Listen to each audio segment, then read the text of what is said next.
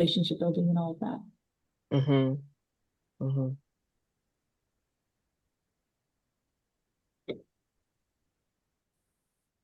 Hi, Carolyn.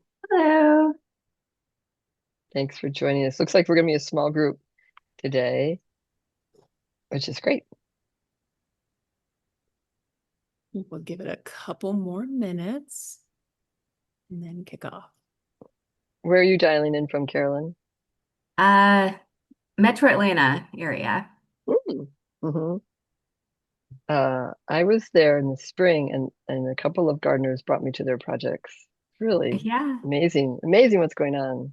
So I got a notice of this meeting from the Old Rucker Farm in Alpharetta. So Oh, they posted it out and said, "Hey, if anyone's interested." yes. So you're part of that project. Yes. Yeah. Is it Amanda? Did I Yes. meet Amanda through Linda? Amanda Yeah. Museli. Yeah. Oh, yeah. That sounds like an amazing. So that's a 12-acre farm with like 1,200 volunteers, Yeah. something like that. I don't know the numbers, but it sounds about right. Mm-hmm. Pretty Why don't we get started? Um, all right, well, welcome everybody. This is the first Ask Me Anything workshop for the Urban Garden Project. So you guys are here, you're making history. Welcome. Uh, I'm Linda Apolipsius, and I am the executive director of the Urban Garden Project. The Urban Garden Project is an independent nonprofit that was born out of Denver Urban Gardens and was workshopped for about 4 years. And then we stood it up as its own nonprofit at the beginning of this year. And the mission of the Urban Garden Project, or the UGP, is to unite, uplift, and amplify the community garden movement. The unite piece is here, is y'all getting to know each other and seeing who else is, playing in this field. And then on the amplify side, it's to really give us all more knowledge and more tools, really to strengthen the extraordinary work that we're doing in community gardens every day. So I am delighted to welcome Kate Brown. Kate was the keynote for the 2026 Grow Together conference in New York City. And the author of Tiny Gardens Everywhere. If you have not read it yet, you must read it. It's riveting. And I got to tell you, it has come up in so many conversations, in the last, really, since I met Kate, probably about 3 or 4 months ago. Yeah, so I'm going to launch a survey. Kate had some questions, so I'm going to launch that. And then at the end, I'm going to launch a second survey. But other than that, I'll just be here to support. And I guess we don't have to do introductions because we've all done that. But over to you, Kate. Thank you. great. Thank you. I'm going to share. I'm just going to talk a little bit about what I found out. I'm an environmental historian, and in the past, I've see if this works. No, it's there. Okay. Perfect. So I'm an environmental historian, I've done what environmental historians do. Is like I wrote my previous book was about Chernobyl. It's called A Manual for Survival. It was about the environmental and health consequences of Chernobyl. Before that, I wrote another book on nuclear history and some other books about sort of rural Ukraine, Holocaust, and genocide. Big topics. But what got me interested in tiny gardens was when I was, wandering through the swamps where the Chernobyl zone is. I saw thousands of people coming out of the swamps with picking blueberries, wild organic blueberries that then were sold to at a warehouse and are sent over to Poland, where they go into the EU markets, and from there they go globally. I found the same Chernobyl berries crossing the U.S.-Canadian border. And when I asked at the warehouse, I did a little undercover berry picking myself, and I asked at the warehouse, how many of these berries are radioactive? The woman who had a Geiger counter in her hand, who measures all the berries coming in, said all the berries are radioactive, but some are really radioactive. 3,000 becquerels a kilogram. So, they mix the cleaner berries with the dirtier berries. They all go abroad. But and I told that story to kind of scare my readers and to pay more attention to those problems out there. Who cares about Ukraine, that kind of thing. But now it's on our breakfast plates. But what I learned as I followed that story is that those berries and then later the cranberries and the mushrooms that the pickers go back are doing this incredible work that an army of Soviet and international scientists could not accomplish, which is they're cleaning up radiation from the environment and handing it to humans in these neat little blue packages.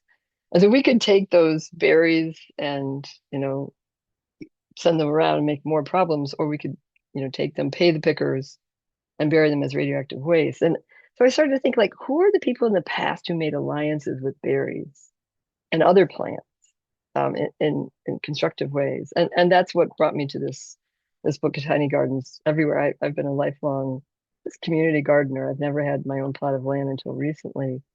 Um, and what I found out is like Paris, 1900, there were 5,000 Parisian urban farmers who grew fruits and vegetables for 2 million Parisians with a surplus to go to London. I mean, they just had this cornucopia of food. They grew in these tiny little farms that were mostly inside bricked courtyards so they could take advantage of the heat, of, the heat island effect. They used a mountain of horse manure to produce to warm soils from underneath. They buried, the horse manure and then put glass lights over it, and they'd have these self-heating greenhouses so they could beat the Mediterranean farmers in France. And then they had about 300 what they called wall orchards, 300 kilometers of wall orchards, which were southwest facing walls that blocked the wind, that baked the sun, and they could grow mostly stone fruits on these walls and again beat the southern French farmers to the Parisian markets.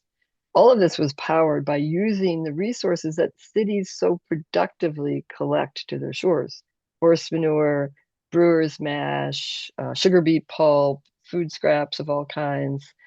Um, I know about this story because this Russian ecologist and anarchist Pyotr Kropotkin wrote about it in his 1912 books, Fields, Factories, and Workshops. And he was saying, these aren't old time farmers that have been in Paris and were subsumed by the city for generations or centuries.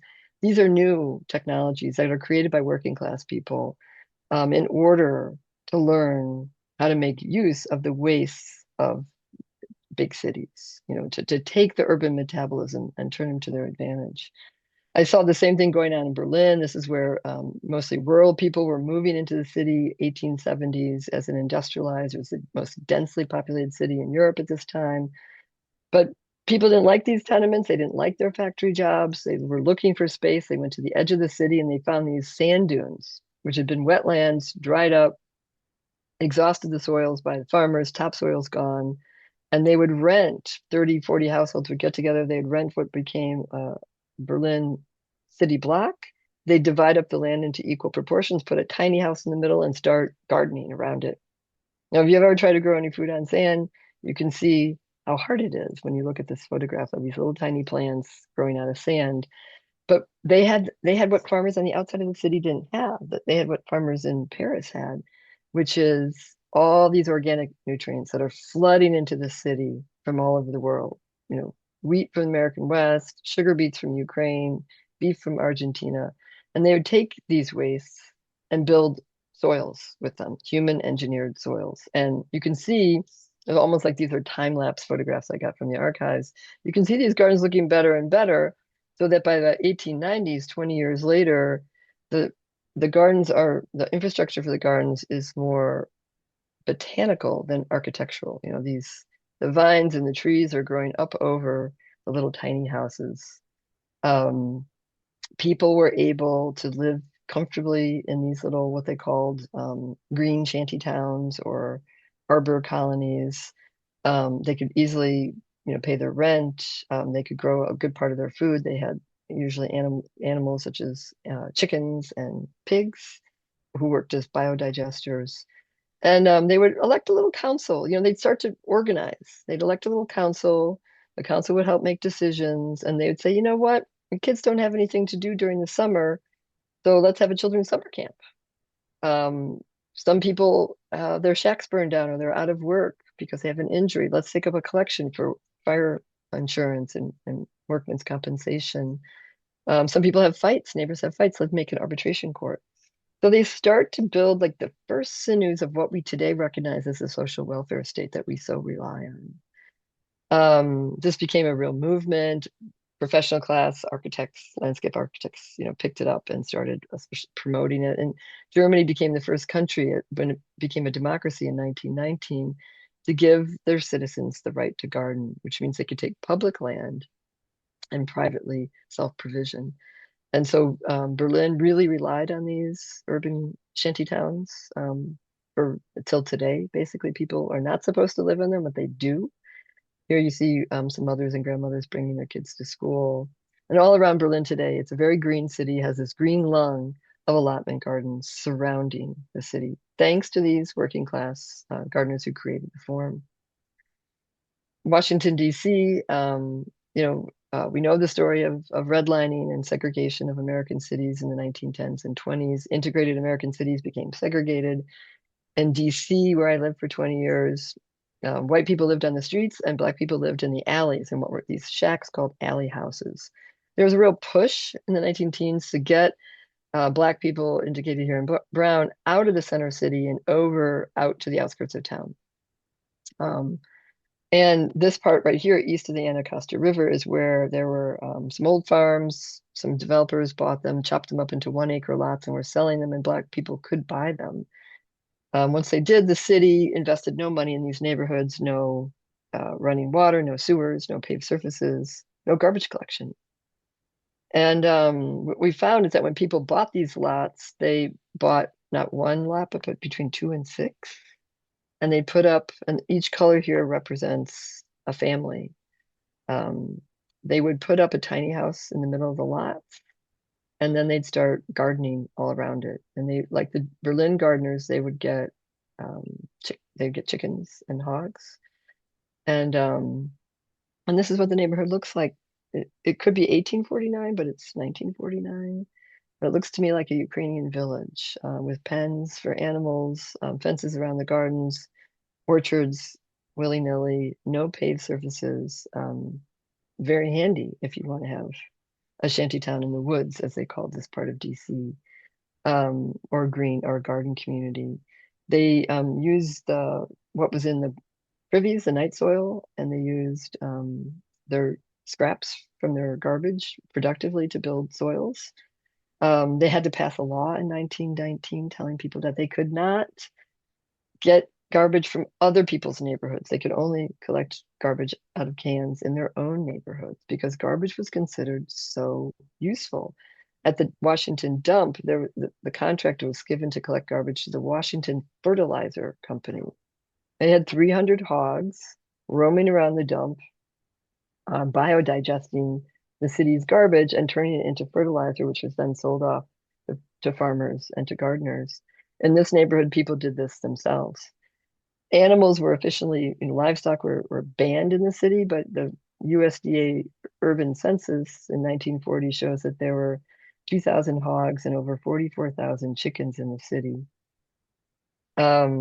Really fantastic metabolism, and it's also a pretty appropriate reaction to structural racism. So what's the outcome of this? We found, I hear like people will, again, cooperatively work. Churches would hand out piglets in the fall. A year later, they'd have a big hog slaughter. They'd hand out hams to anybody who needed them and have big picnics with them. Homeowner occupancy is a real sign of financial stability in the American economy. We found that in 1940, after the Great Depression, when millions of white American families lost their homes, homeowner occupancy in DC among people of color, POC here, were twice those of white Americans in the city, the white residents. When we asked people, how did you get through the Depression? Do you have a job? Oh no, you couldn't buy a job. But we had our gardens and we ate from them and we sold the produce to neighbors and on the streets, and we paid our mortgages. And so this is a really powerful vegetable-powered wealth that was going on really into the 1960s, when this neighborhood was basically bulldozed for public housing and highways. Soviet Union, one last example, big Cold War story, is the Soviets couldn't grow enough food to feed their citizens, and people had to wait in line for groceries. Soviets won the right to garden in 1933 after a big famine caused by collectivizing peasant farms into large industrial farms. Food production collapsed then, major famine, 5 to 7 million people died. And the state started handing out public land for people to privately self-provision. And people had these so-called dachas. They also, like Berlin, surrounded every Soviet city in this green belt. People could get there by tram or bus. And they would have these, sort of beautiful green spaces with animals and grow their own food. The collective farms, this is a family that got their plot of land in 1965 in Estonia. The collective farms handed out the worst land, and people then had to regenerate it, as they did in Vermont. Here's this swampy piece. This woman was showing me her family album. They dried it out. They dug ditches, dried it out, started building, and then they had this really lush garden that I saw a couple years ago. The impact, 30 to 60% of the food people ate during the Soviet Union came from these tiny plots, not from industrial agriculture. When the Soviet Union collapsed in 1991, so did Soviet agriculture. Production declined in half. What did people do? They doubled down on the gardens. By 1996, 91% of the potatoes people grew, that's a major staple, were grown in these small plots on 1.5% of the arable land.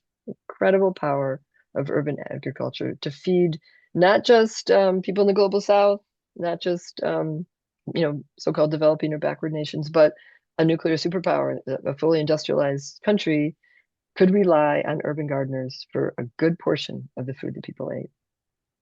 They preserved their food. This is during the 1990s when the stores were absolutely empty. And here are the valiant urban, semi-peri-urban gardeners who grew lots of food to keep themselves going in a cold climate. So we have these urban landscapes that, because of this rhetoric of blight, of dirt, of racial and class contamination, were increasingly in the 20th century paved over to make these gorgeous plazas that are hot and can also easily flood. But what if we start to imagine and reimagine cities as they were in the past, as green oases of using productively urban metabolisms in every corner, on rooftops, curbside allotment gardens, parking lots turned into urban farms, big 4-lane arteries as we decreasingly need cars, but have these efficient electric people movers turned into edible boulevards. Then I think we could talk about a whole new kind of landscape. So let me stop sharing and hear what you have to think about maybe a different version. Oh, and Linda here has a quiz. I just launched the poll so nobody was distracted. That's great. Thank you, Kate. Do you want people to take time to fill that out? Yeah, probably if you want to use it for. So those aren't the training programs themselves are not super active. There's still some stuff going on at Tennessee State University. But my research is in collaboration with the Nashville Food Project, and they are, so they have 3 hub sites of a community agriculture network, along with some expanding partner garden sites. And so at some of these hub sites, so one of them is like down in South Nashville. It's about 3 acres, and it's 500 square foot plots that there's about 90 plots of at this time. And then there's 2 other smaller sites. One of them is the more traditional raised bed. Well, one of them is grown by right now just one family that came here with refugee status from Bhutan. And so that's just kind of all of them, and they grow for production. So it's kind of a whole mix of Cool. different environments, different formats. Yeah. And so some of it is collective and some of it is private. They all are closest to a rent-a-plot model. Mm-hmm. Some of the partner gardens coming in may have a slightly different lean. And then I also work with a couple other garden organizations in the city that, like Brooklyn Heights Community Garden has one central gardener that helps with the organization. And so that's more of that communal space where volunteers come and support her.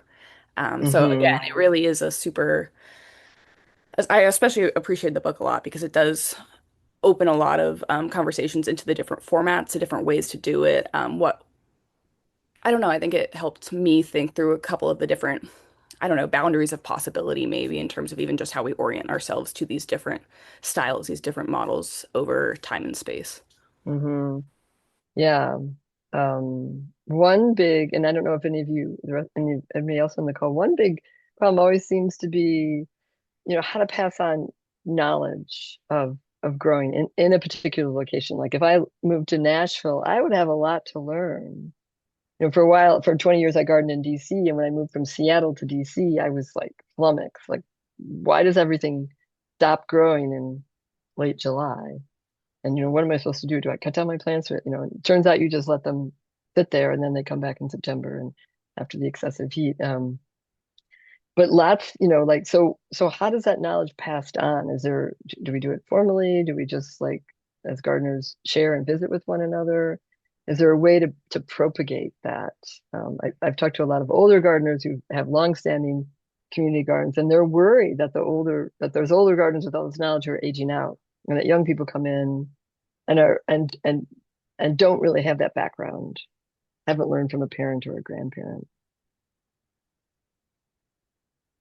And Veronique, Yes, hi. So I'm with the Pima County Master Gardener Program, and what we do is we offer a variety of outreach programs. So we are partnered with about 14 of our Pima County public libraries where we do monthly talks. We've just launched last year bilingual talks, which is a big win. And then we also have monthly Zooms. And so we reached about 37,000 people last year with like one-on-one contacts about gardening. And so I think your local Master Gardener program is a great way to start because Extension is every state's best kept secret. Yeah. And then there's so many different programs that hit different populations. And so we do a lot of education and classes, and we make it understandable for fourth grade reading level, and we're trying to do bilingual things, and we have print, we have online. We're really trying to reach people where they're at and what they have access to. So I put our website in the chat. I think you could really go deep dive into all the different programs we do and get ideas that might work. Sadly, or not sadly, we're very specialized for our desert because it's very unique, and we have a lot of they're called transplants, right? Where they came from other states, and they try to grow things from Nashville or from Maine, and it's like it's not going to work here. Here's what if you want that flower or that look.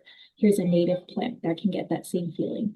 So we really work to be sustainable and resilient for our very unique biodiverse desert. Amazing. Yeah. It seems like most people on this call are in community garden spaces. And that's probably the nature of the organization. The majority of Americans who garden in their front or backyards.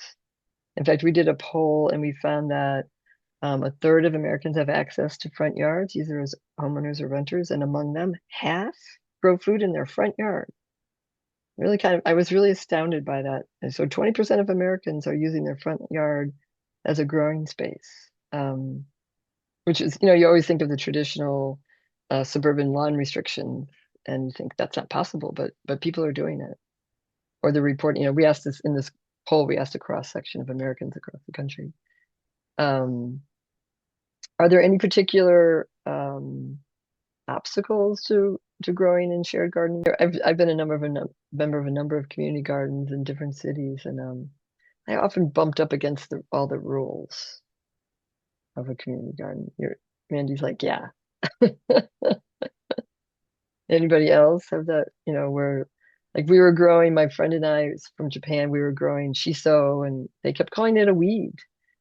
We kept saying, no, it's not a weed. You're nodding your head, Justine.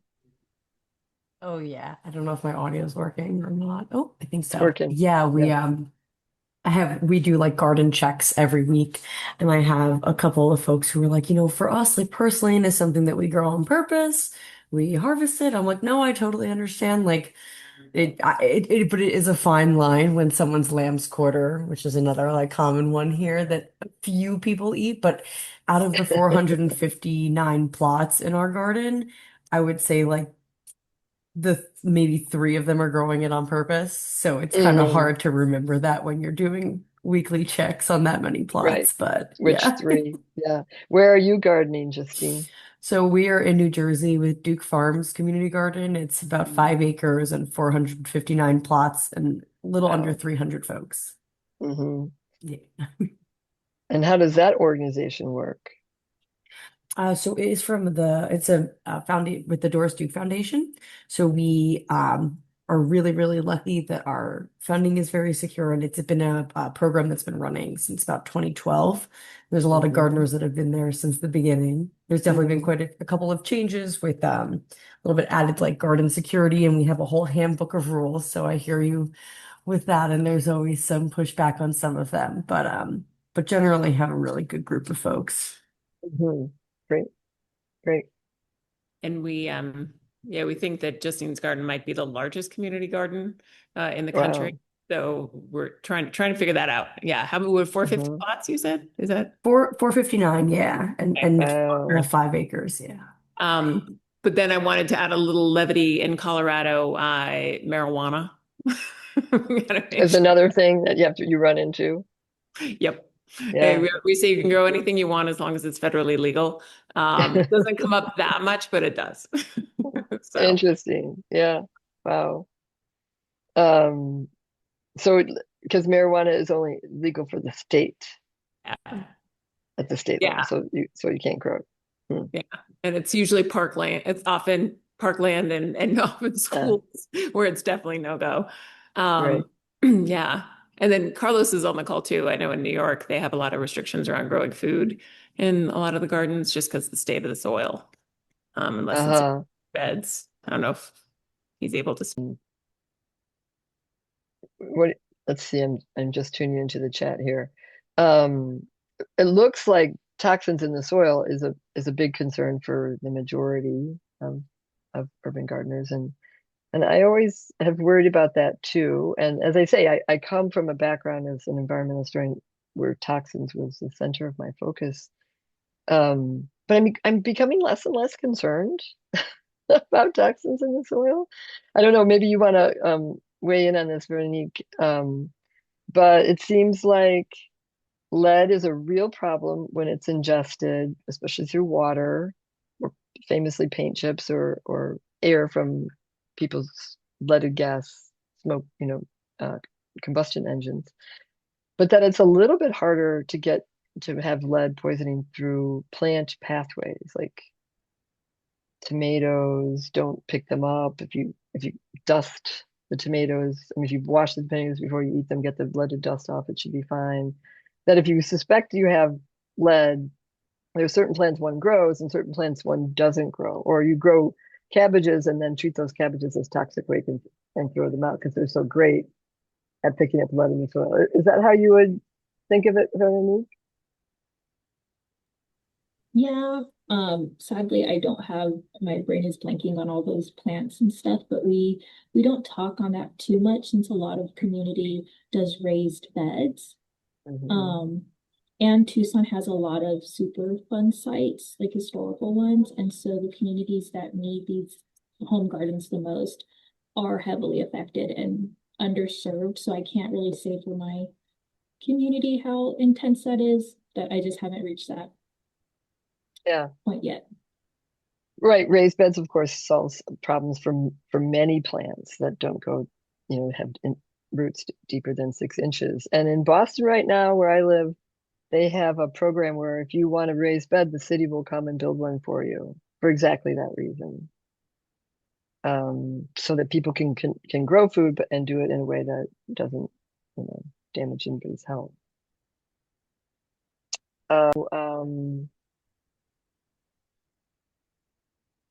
Threats of displacement and development. Has anybody encountered that? It's up a lot in Nashville. A lot of the spaces that folks are able to grow on. Sometimes you can get a 1 year lease with the metro government on some of their, like there's one community garden that's right next to a health clinic. A lot of the land, right in the southeast it tends to be church land is really abundant. And so a lot of times those are really great partnerships that can also end more suddenly, right? It's leased land. So it's definitely, especially in Mhm. Nashville, there's a lot of renters and a lot of us cannot dig down into the soil because of it, right? Yeah. So raised beds are great. as long as they're able to be in full sun and not on grass. So definitely that's one of the big, yeah, we see that a lot here. Yeah. Yeah, I'm working with an urban farm in South Boston, and they're super nervous. This has happened to them once already, and for this reason, they're very nervous that they make improvements and they make it beautiful, and then developers come in and the city tells them to move. The city has given them to use 5 vacant lots. It's a beautiful site. And but just now, just suddenly this year, they're starting to charge them rent at 10,000 a year, which is a lot if you're just growing vegetables, some eggplant and collard greens and things like that. So it's and they're afraid to do too much because they're worried that then, geographers have shown that within 1,000 meters of a community garden, real estate prices go up because that signals that this is a gentrifying place. And so that's exactly what they don't want to have happen. So it's a real conundrum how to make your neighborhood green and beautiful and nutritious and community focused without inviting in a lot of real estate speculation. If I can just comment on that, one of the a big thrust of the Urban Garden Project is the recommendation is to do gardens where possible on public land. And we have examples of land use agreements if you can get an actual lease. But really, so many gardens are handshake deals and they can come and go. And so having those extra layers of protection, legal protection, not installing gardens on private land that can be sold, that there's really no protection for. That being said, they'll still get eminent domain. We had a school garden that they built a city overpass and the garden was destroyed. We were fortunate that they rebuilt it, which was nice. Yeah. But yeah, really leaning on public land with agreements, legal agreements is something that we're really, really encouraging people to do. Fantastic. Yeah. And that's what I end this book saying, we have a lot of commons that people that we right now use to move and park automobiles, private automobiles. But as we can ask our cities, rather than to take those parking lots that aren't needed anymore, big, huge arteries that might not be needed anymore in the future, to turn those not into big, skyscrapers as the city acts like a real estate developer, but to turn those over to green space. And that would be exactly that public land. And that is usually the most secure. And that's what those gardeners in Berlin in the 1870s were asking for over and over again. We just want to be able to grow someplace secure on public land. And that was that 1918 passage of the right to garden. It was exactly that. So, and it looks like Carlos can't. I don't think he can speak, but New York City, that's what happened. 550 gardens that were Giuliani wanted to take vacant plots and develop them. Parks bought the land and protected it, and they now have 550 protected spaces. So they've done it. Boston has done it. And there's a number of city programs that are just, real examples that I think the rest of us, if we can take back to our cities and really encourage them to take ownership over the spaces, that is absolutely the best way to do it. Yeah. But we do have some really shiny examples. Yeah, it's you're absolutely right, Linda. And it's really an environmental justice issue, because if you see where these community gardens that emerged in the 70s out of vacant lots, they track right onto redlining maps. And then, if they can be preserved as public space, you go to South Boston and it's by far the most lush and green part of the city right now. It's lovely. So you can take what had been considered blight and worthy of abandonment and turn it into these great places, as long as there's some way to keep real estate prices and rents at an affordable level for the longstanding residents. So New York hasn't solved that problem yet. Well, the vision at the Urban Garden Project is just a garden in every neighborhood, right? Yeah. If we have gardens everywhere, it stops being an equity issue. Nice. Love it. And so, hey, why not? Let's go for that. Yeah. The folks who joined a little bit late, we could just hear where they're from. I think Caroline and Britt and whoever's on the phone. Did we hear from you, Caroline, at the beginning? Yeah, you did earlier. Okay. I guess probably one of the things and challenges that I've heard a lot is HOAs and working within the rules. I know you talked about rules within community gardens, but also rules within HOAs and maybe convincing them otherwise rather than just have the traditional Turf plant grass. the turf grass, the 5 plants that are popular this decade, how to try to convince HOAs because a lot of people do live in neighborhoods that have restrictions. So that's something that I've talked about with friends and family. Yeah, no, that's a big concern, and I do have a couple of chapters. I have a whole section in my book about the lawn. Um, and what there's for instance a woman who is in Elmhurst, Illinois, which is a suburb of Chicago, and she went to bat against her city um, leaders for 7 years because she had a high tunnel in her backyard for a hoop house, just seasonal, put up in the winters. They could keep growing food in the Chicago winters, and they, thought it wasn't right. And so she went all the way down to the state legislature in Springfield, Illinois, and got a right to garden law passed. It wasn't that hard to do. I mean, she's persistent. She found somebody in the House who would support this bill. There's an organization that will a law a sort of law company that law firm that will support this activity.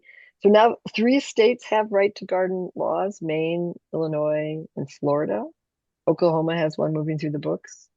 Um, and so once that happens, like my parents live in Illinois, and they live in a HOA, and my mother plants tomatoes and squash and all kinds of other things.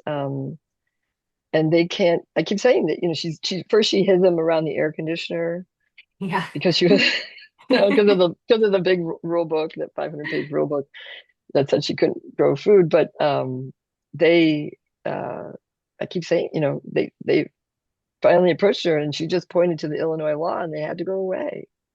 Mm. So that's what that law says, is that regardless of any more local restrictions, whether they're in a municipality or an HOA, people have the right to grow food on their property. So that might be one way to go about it in Georgia. I'd have to look into it, but yeah, thank you. If you get in touch with me, I can put you in touch with the lawyer who will help pursue that cause. Ari Baglo is his name. And there was a great article in Siebel that I think, Kate, you were involved with about the story. So, and I want to let you know, Carlos posted in the chat that there's land use agreements on the Grow the Green Thumb New York City website, also on the tools website of the UGP. And then Britt introduced herself. She's a new garden leader at Martinez Park, which is a new Denver Urban Gardens garden. So, but doesn't have access to the camera or mic. So they were saying hi. Yeah. And I'm not sure who's on the phone, but can't relaunch it. So we're just going to stop there. Okay. Well, thanks for everyone. It was lovely to meet you all and to hear about your projects. And please reach out if there's anything Linda's organization or Veronique from people from the Extension or I could do. Well, thank you, Kate. And we will send out a recording of this to the folks who are on the call and also just the folks who are registered, because there was a lot of people, especially from other time zones and other continents who registered, who couldn't be here. So do encourage folks to sign up for these workshops, even if it's not time zone friendly to them, and also share some links to the articles and some resources. But Kate, thank you so much for sharing your brilliance and research and expertise on this. And everyone have a wonderful rest of your day and your week. Yes. Take care, everyone. All right. Thank you. Bye-bye.